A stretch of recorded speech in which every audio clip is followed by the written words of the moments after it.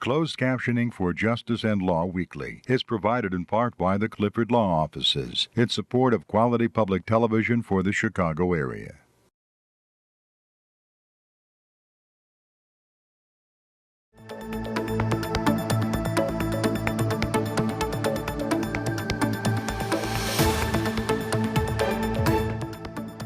Welcome to a special edition of the Chicago Bar Association's Justice and Law Weekly. I'm Aurora Bella-Austriaco, president of the Chicago Bar Association. This is part one of a two-part program focusing on truancy, envisioned by the CBA Interfaith Committee, chaired by Judge Thomas Hogan. Our panel includes Judge Sean Beyer, who is a family court judge in Jefferson County Circuit Court in Louisville, Kentucky.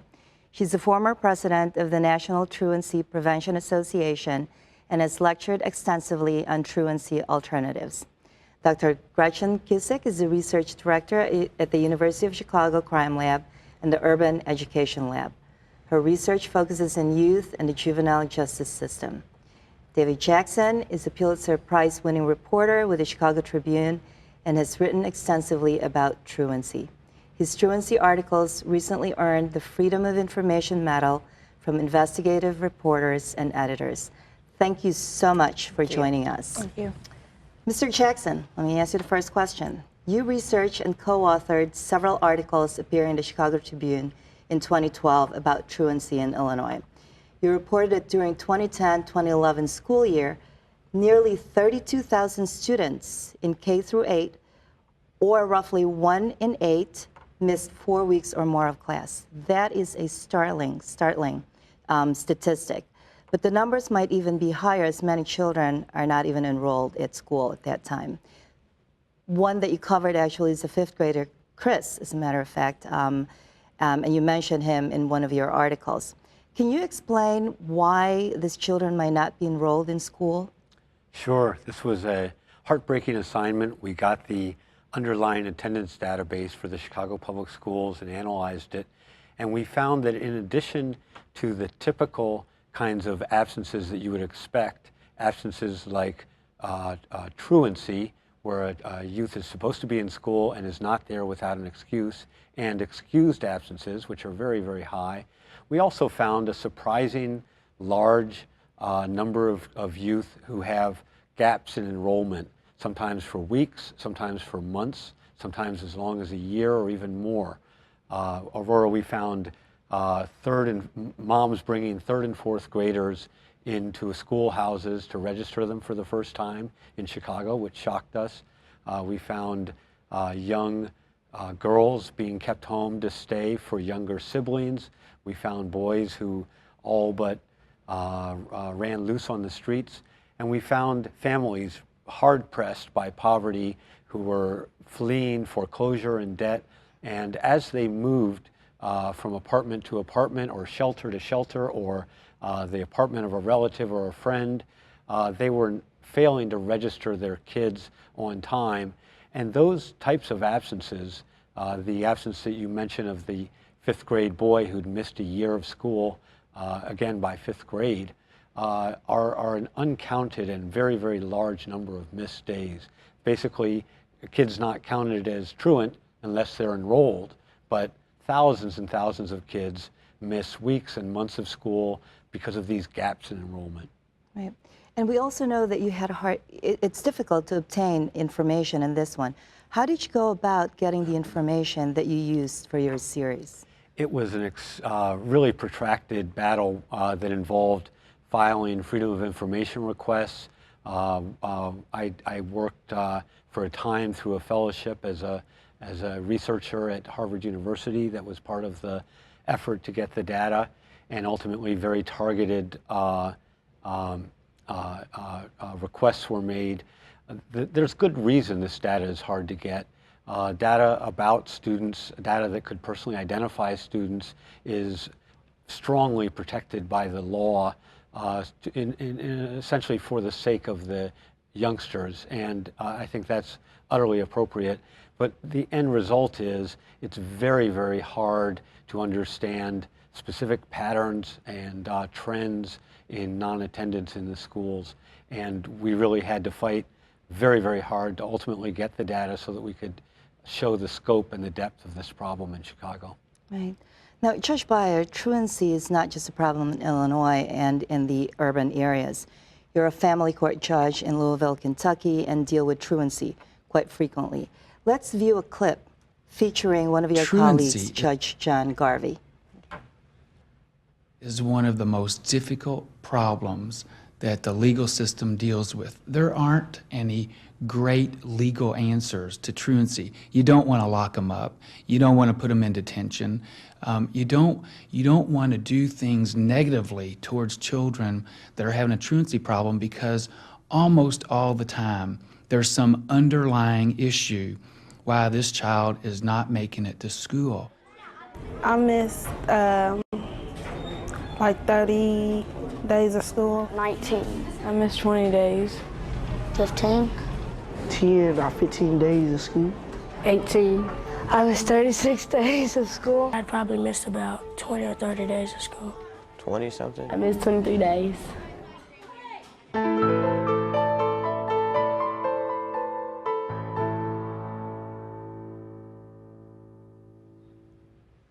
Judge Garvey is discouraging in that video detention and says you have to look to the underlying problems of the child.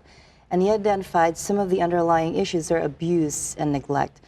Judge Beyer, how does abuse and neglect affect students' ability to learn?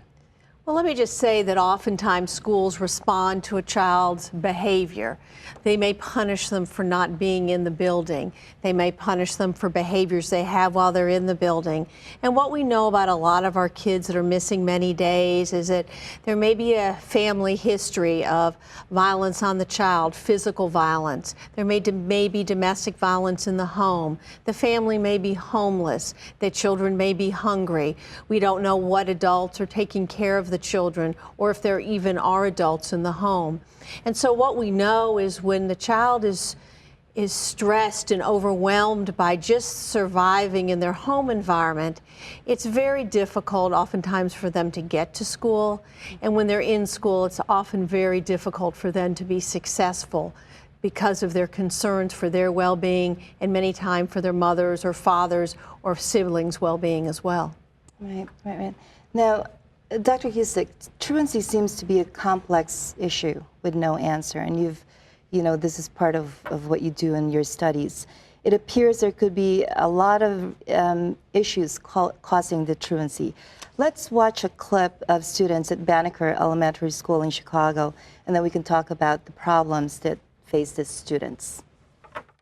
I am Shanice Hammond, and I am 12 years old.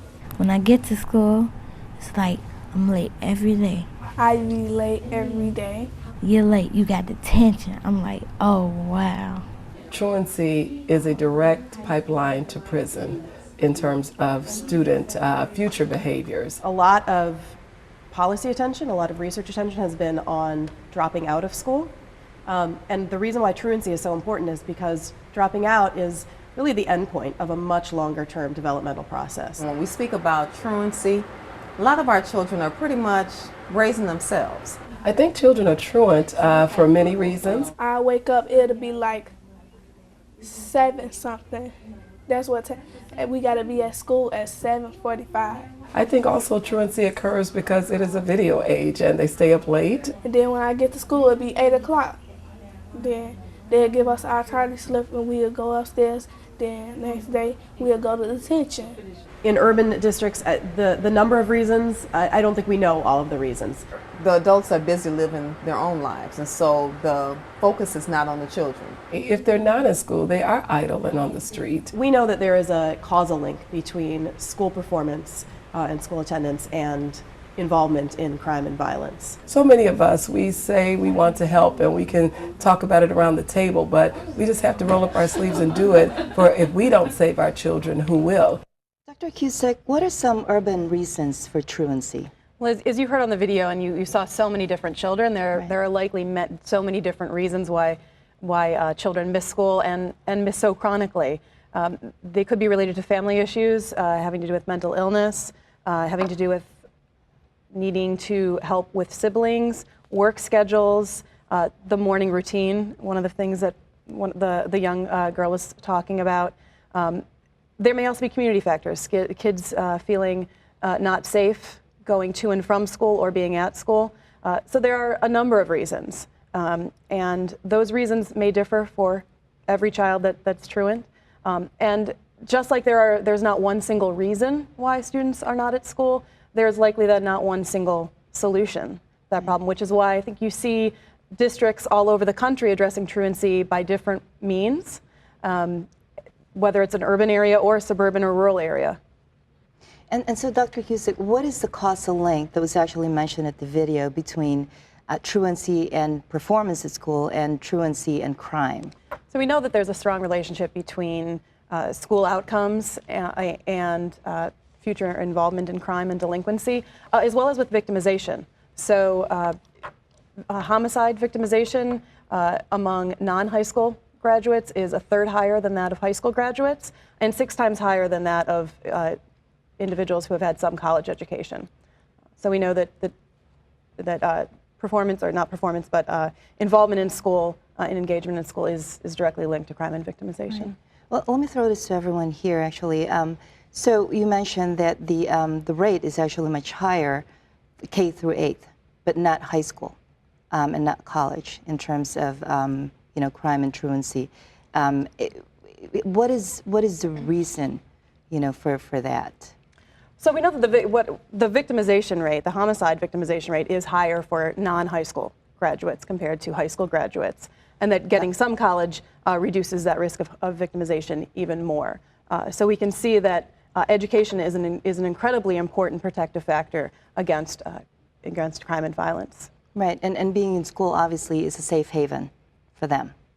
For many of the youth that we met and spent time with in Chicago, school was the one safe place.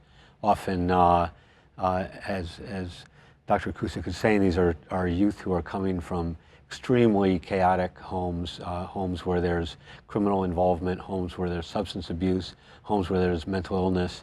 And unfair or not, the school is the one institution in our society that does have the burden of identifying all youth. Education is compulsory in America, and all children flow through the school. And that does put this burden on the schools also of ensuring that kids are in school, and not schools alone, but it's an issue that must be tackled outside of the schoolhouse doors by other government agencies and other social institutions. It's a burden, but it's also an opportunity, and that's how we have to look, is working in concert with the schools, whether it's the courts, whether it's the community, the faith-based community, service clubs like Rotary and other places to work along with the school to help support and mentor these children in their buildings. Right, and this is the holistic approach that needs to be done here. Now, Mr. Jackson, let me ask you this. In one of the articles, you wrote about a girl in Crestwood, Illinois, who actually missed 5 years of school. Can you tell us her story, and can you also tell us if there's anybody who actually went out there and looked for her? Yeah, this was a story about a young girl who was kept home by her parents to care for 3 younger siblings, and that became her role in life. She was never enrolled, we verified, in the elementary school in her area. Once the family moved there, she was age 11, and she cooked and cleaned and tended and cared for younger siblings in the home until finally she ran away from home. And it's only at that point, this sort of violent outburst that got her out of the house and as a runaway and into the state system, that her fate and her plight was discovered. And when we met her, she was struggling then in an alternative school as a 17-year-old to read at an elementary grade level. But to your point, the neighbors around her street knew. They saw her sometimes going to pick up her brothers at the school bus, but never getting on the bus herself. They saw her sometimes sitting on the front porch of her bungalow and sobbing and about her life. She wasn't happy about it. They saw her trying to, she one neighbor described how she would steal the newspapers and take them home. She couldn't really read, but she wanted to know what this was. And so that's another issue about elementary grade truancy, especially with the youngest kids. They're often, if not in the house, very close to the house and around the house, but invariably we found there was a circle of people, whether it was relatives or immediate neighbors, who always knew. And when we go and talk to the neighbors and knock on the doors of the tenements and go around and talk to people, people always knew, and yet no one ever alerted authorities or took steps to ensure that a kid was going to get to school. Yeah. And this is what you would term mommy too, basically, because they're the ones really acting as the parent. Yeah, we had another girl actually nicknamed Mommy Number 2 by her family. She'd missed roughly, again, about a year of school by the time she got into high school, and came from a very chaotic background and had to take care of younger siblings in a home where her mom was incapable or unwilling of doing that. And so it fell on Nicole to care for her younger siblings, and she was affectionately known as Mommy Number 2, but that's a very chilling family nickname. She wasn't a mommy, she was a kid, and she wanted to be in school. She was very bright, and she really wanted to be there. We never found young kids in the K through 8th grade years, and we interviewed many, many of them and many of their families. We never found a kid that young who was willingly staying out of school. These were kids who were isolated by their families' poverty, by their conditions, and they desperately wanted to be like the other kids and with the other kids. Now, Judge Beyer, actually, let me go to you in court, because you get a lot of these truant cases in front of you. How many of the situations like Mr. Jackson indicated do you come across? I think those are the rule, not the exception, if you would. That we have, that when a child finally gets into the court system, we're able to ask the 1,000 questions that nobody else has really taken the time or had the ability to ask. And so I'll look at a family and a child, try to determine where the child is academically, what their emotional needs are, what their physical needs are in terms of is it a clothing issue, is it a bullying issue emotionally, is the child using alcohol or drugs, going to school, picking up a friend, getting high, not going back into the building. And so what I do in my courtroom is approach the family in a way that we're trying to identify what the barriers are to this child's success academically and socially, and then identify and match up resources within the community to help that family. The last thing we want to do is to incarcerate a child because they haven't been going to school, because there's no good outcome from that action. Right, right. Mr. Jackson, let me go back to you. You report that an empty desk cost the district a lot of money. Can you explain how the district loses money? Sure. Funding for school districts in Illinois is managed through a very complex formula that basically does take into account the attendance and the attendance rate of schools, and schools gain money by getting kids in school. We calculated at the extreme most conservative way, using this formula and with the cooperation and help of state authorities, that the Chicago public school system loses $9 to $11 million a year for every percentage point in elementary attendance that it's dropping. And that's an extremely conservative count. We looked at a rural or a small town in Illinois, Galesburg, where they were able to boost their attendance rate in the elementary grades basically by 2 to 3 percentage points, and they got $250,000 a year by doing that, which for that school district was a significant amount of money. So it's a problem that on the back end costs taxpayers. And I've just got to point out, it's said a lot, but obviously there are other enormous uncounted social costs to not having a kid in school, as the work of researchers like Dr. Cusick shows. Kids who don't attend school are more likely to end up on the welfare rolls, to end up in prisons, to end up costing society enormous amounts of money. Right, right. Now, Dr. Cusick, we don't have any more truant officers in Chicago Public School District. However, does anyone from school make any effort to actually locate truant children and really help them out? Sure. There are likely individuals that do so, teachers, school administrators, and in schools that do this, but as well as the district. So, for example, Chicago Public Schools is currently operating a truancy prevention program that's a mentoring program and a case monitoring program that we're evaluating, which attempts to reach out to students and their families who have been identified as disengaged from school. The reason there are those types of efforts that certainly Chicago Public Schools is addressing. Everybody wants kids in school, and I think schools want to reach out to families and get their attention. What works for one family may not work for another family, and that's why there are so many different attempts at truancy prevention, but also why we haven't made much progress on this issue, because we don't know what works for whom and why. Right. Now, Judge Beyer, you lecture extensively about the relationship between trauma and brain development as it relates to academic and social success in the school setting.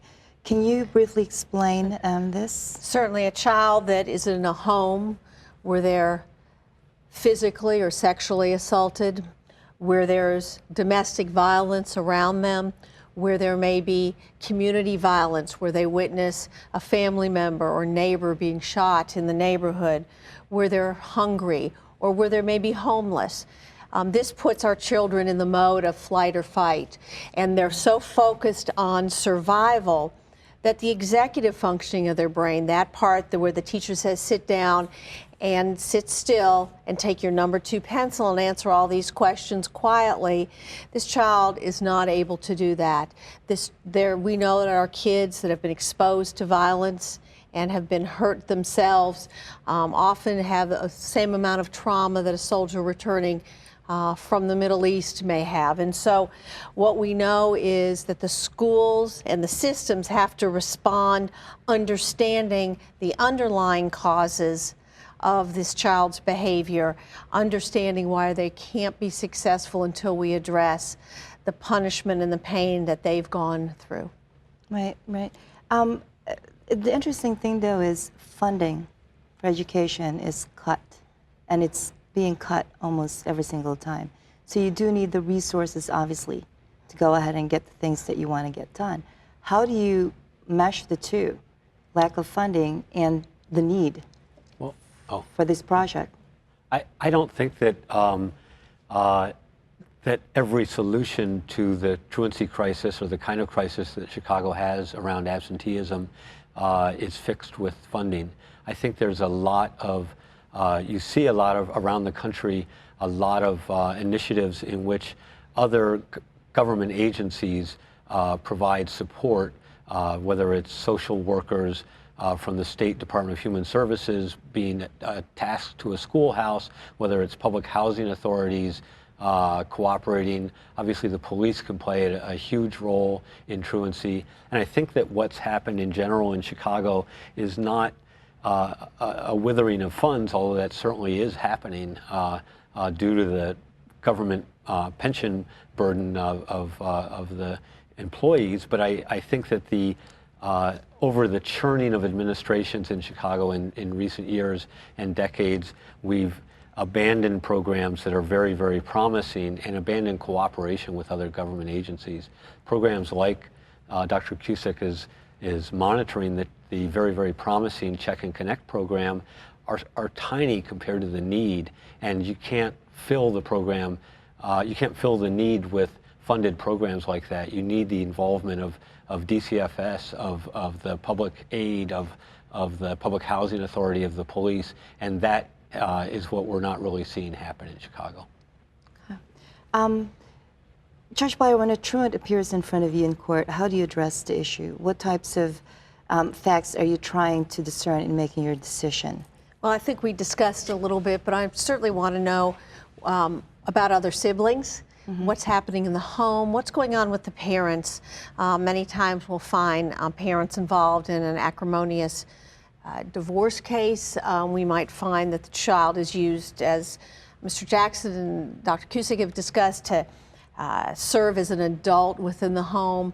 And what I try to do is meet their needs where they are right now. I want to restore hope for that child and give them a sense that if they get through this process, if they're able to graduate with the golden ticket from high school, there's going to be hope. And we have a lot of programs in our community where kids graduating can go to junior college, and a lot of agencies within the community supporting kids. And my job is not to punish a child who already has a punishing life. My job is to find resources and hope for that child and for that family. Right.